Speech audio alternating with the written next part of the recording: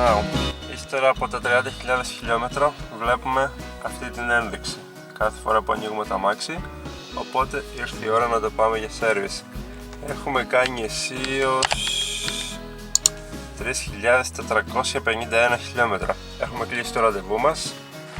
Έχουμε αφήσει το αμάξι για service. Πάμε να το πάρουμε αργότερα και μας ενημερώσουν για κόστος.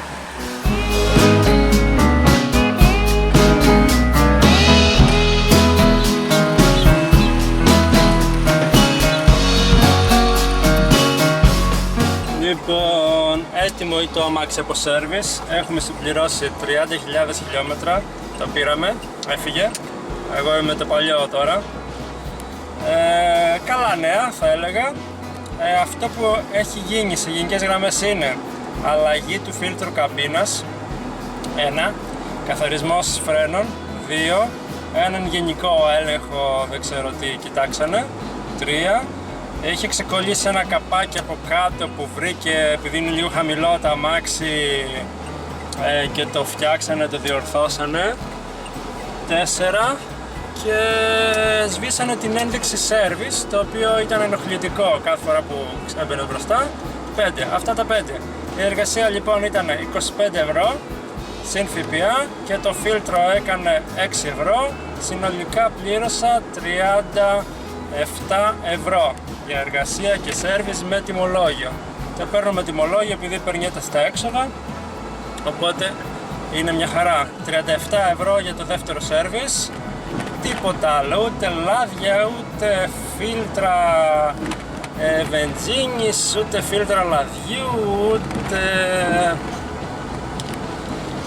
κάρτες καυσαερίων, ούτε τίποτα.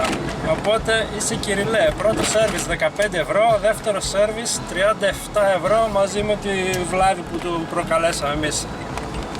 Αυτά λοιπόν. Έχω και τις αποδείξεις εδώ, τιμολόγια, 25 και η εργασία για το φίλτρο. Τέλειο λοιπόν, αξίζει. Έχουμε και την δεύτερη εμπειρία service, όλα καλά.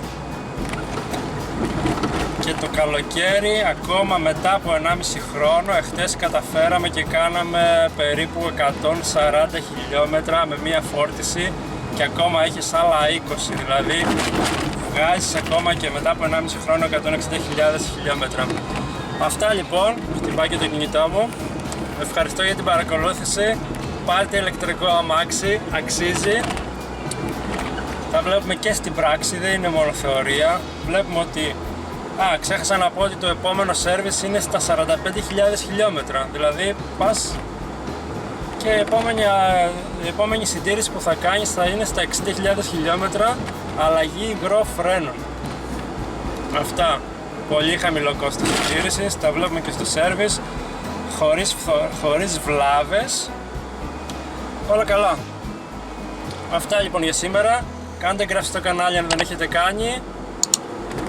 Ευχαριστώ για την παρακολούθηση και τα λέμε στο επόμενο βίντεο. Bye bye.